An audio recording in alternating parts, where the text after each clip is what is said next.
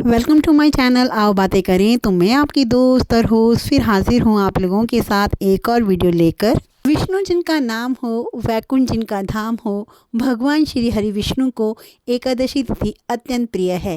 आज के वीडियो में मैं आप लोगों के साथ शेयर करने वाली हूँ उत्पन्ना एकादशी व्रत कथा। इससे पहले कि मैं व्रत कथा शुरू करूँ, आइए जानते हैं उत्पन्ना एकादशी के बारे में। एकादशी का व्रत भगवान श्री हरि विष्णु की कृपा पाने के लिए किया जाता है। ऐसा भी कहा जाता है कि एकादशी का व्रत सब व्रतों में श्रेष्ठ माना जाता है। मार्गशीर्ष माह में पड़ने वाली कृष्ण पक्ष की एकादशी को उत्पन्ना एकादशी मनाई जाती है कि अगर आप एकादशी का व्रत रखते हैं तो आपको उसकी व्रत कथा का पाठ अवश्य करना चाहिए, क्योंकि ऐसा माना जाता है कि व्रत कथा के बिना व्रत सफल नहीं माना जाता। उत्पन्ना एकादशी मार्गशीर्ष मास में कृष्ण पक्ष में आती है। पौराणिक मान्यताओं के अनुसार इस दिन देवी एकादशी का जन्म हुआ था, जो पापों का नाश करने वाली और भक्तों को मोक्ष प्रदान करने वाली मानी जाती है। इसीलिए इस एकादशी को उत्पन्ना एकादशी से जानते हैं। जो भी एकादशी का व्रत करना चाहते हैं वे उत्पन्ना एकादशी से शुरू कर सकते हैं। आइए जानते हैं उत्पन्ना एकादशी व्रत कथा। युधिष्ठिर ने पूछा, भगवान, पुण्यमयी एकादशी तिथि कैसे उत्पन्न हुई? इस संसार में क्यों पवित्र मानी गई तथा देवताओं को कैसे प्रिय हुई? श्री भगवान बोले, कुंती नंदन, प्राचीन समय की बात है। सतयुग में मुर नामक दानव रहता था।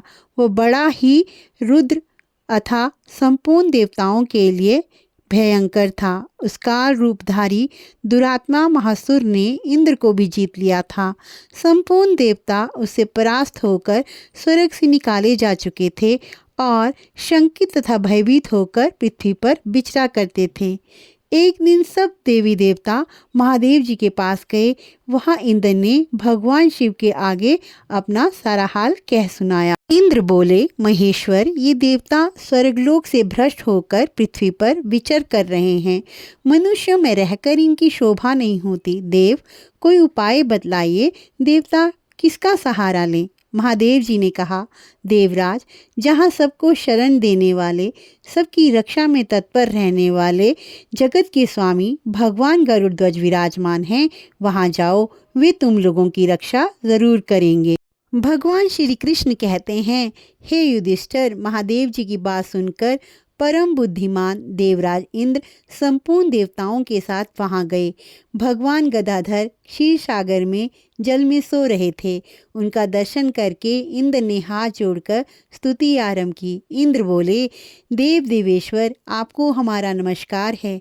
देवता और दानव दोनों ही आपकी वंदना करते हैं। पुंडरीकाक्ष, आप दैत्यों के शत्रु हैं। मधुसूदन, हम लोगों की रक्षा कीजिए। जगन्नाथ, संपूर्ण देवता मुर नामक देवता से भयभीत होकर आपकी शरण में आए हैं। भक्त वत्सल, हमें बचाइए। देव देवेश्वर, हमें बचाइए। जनार्दन, हमारी रक्षा कीजिए, रक्षा कीजिए। दानवों का विनाश करने वाले कमल नयन, हमारी रक्षा कीजिए। प्रभो, हम सब लोग आपके समीप आए हैं, आप ही की शरण में आ पड़े हैं। भगवान, शरण में आए हुए न देवताओं की सहायता कीजिए। देव, आप ही पति, आप निहपति, आप ही कर्ता और आप ही कारण हैं। आप ही सब लोगों की माता और आप ही जगत के पिता हैं। भगवान, देव देवेश्वर, शरणागत वत्सल देवता भयभीत होकर आपकी शरण में आए हैं। प्रभो, अत्यंत उग्र स्वभाव वाले महाबली मुर नामक दैत्य ने संपूर्ण देवताओं को जीतकर इन्हें स्वर्ग से निकाल दिया है। इंद्र की बात सुनकर भगवान श्री हरि विष्णु बोले, देवराज, वह दानव कैसा है? उसका रूप और बल कैसा है तथा उस दुष्ट के रहने का स्थान कहाँ है? इंद्र बोले, देवेश्वर, पूर्व काल में ब्रह्मा जी के वंश में तालजंग नामक एक महान असुर उत्पन्न हुआ था, जो अत्यंत भयंकर था। उसका पुत्र मुर दानव के नाम से विख्यात हुआ। वह भी अत्यंत उत्कट, महापराक्रमी और देवताओं के लिए भयंकर है। चंद्रावती नाम से प्रसिद्ध एक नगरी है, उसी में स्थान बनाकर वह निवास करता है। उस दैत्य ने समस्त देवताओं को परास्त करके स्वर्गलोक से बाहर निकाल दिया है उसने एक दूसरे ही इंद्र को स्वर्ग के सिंहासन पर बिठाया है। अनि, चंद्रमा, सूर्य, वायु तथा वरुण भी उसने दूसरे ही बनाए हैं। जनार्दन, मैं सभी बात बता रहा हूँ। उसने सब कोई दूसरे ही कर लिए हैं। देवताओं तो उसने प्रत्येक स्थान से वंचित कर दिया है। इंद्र का कथन सुनकर भगवान जनार्दन को बड़ा क्रोध हुआ। वे देवताओं को साथ लेकर चंद्रावतीपुरी नगर में गए। दैत्यराज बार बार गर्जना कर रहा है। उससे परास्त होकर संपूर्ण देवता 10 दिशाओं में भाग गए।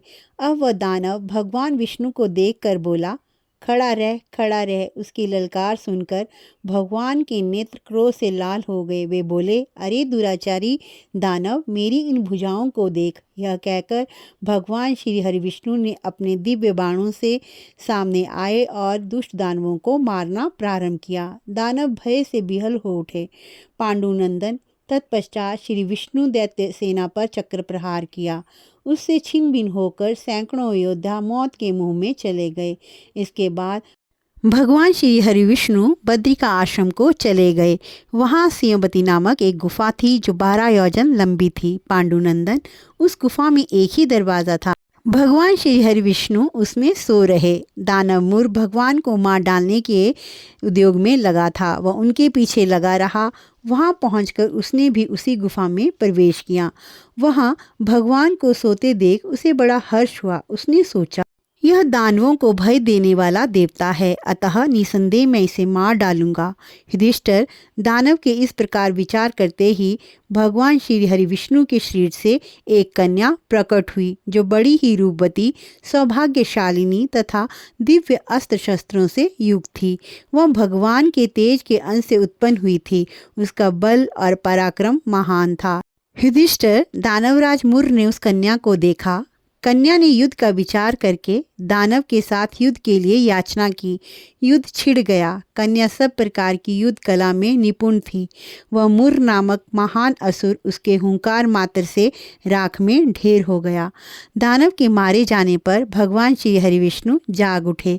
उन्होंने दानव को धरती पर पड़ा देख पूछा, मेरा ये शत्रु अत्यंत भयंकर था, इसका वध किसने किया है? कन्या बोली, स्वामिन, आपके ही प्रसाद से मैंने इस महादैत्य का वध किया है। भगवान श्री हरि विष्णु ने कहा, कल्याणी, तुम्हारे इस कर्म से तीनों लोक, मुनि और देवता आनंदित हुए हैं। अतः तुम्हारे मन में जैसी रुचि हो उसके अनुसार मुझसे कोई वर मांगो। देव दुर्लभ होने पर भी वर मैं तुम्हें दूंगा, इसमें तनिक भी संदेह नहीं है। वह कन्या साक्षात एकादशी ही थी। उसने कहा, प्रभु, यदि आप प्रसन्न हैं तो मैं आपकी कृपा से सब तीर्थों में प्रधान, समस्त विघ्नों का नाश करने वाली तथा सब प्रकार की सिद्धि देने वाली देवी हूँ। जो लोग आप में भक्ति रखते हुए मेरे दिन को उपवास करेंगे उन्हें सब प्रकार की सिद्धि प्राप्त हो। माधव, जो लोग एक चित होकर मेरे व्रत का पालन करें उन्हें आप धन, धर्म और मोक्ष प्रदान कीजिए। श्री भगवान विष्णु बोले, कल्याणी, तुम जो कहती हो वह सब पूर्ण होगा। भगवान श्री कृष्ण कहते हैं, हे युधिष्ठिर, ऐसा वर पाकर महाव्रता एकादशी बहुत प्रसन्न हुई। दोनों पक्षों की एकादशी समान रूप से कल्याण करने वाली है। इसमें शुक्ल और कृष्ण पक्ष का भेद नहीं करना चाहिए। यही था मेरा आज का वीडियो। आप पर भगवान श्री हरि विष्णु की कृपा सदैव बनी रहे। अगर आपको वीडियो अच्छी लगती है तो वीडियो को लाइक शेयर ज़रूर करें और चैनल को सब्सक्राइब करना बिल्कुल ना भूलें। जय श्री कृष्णा।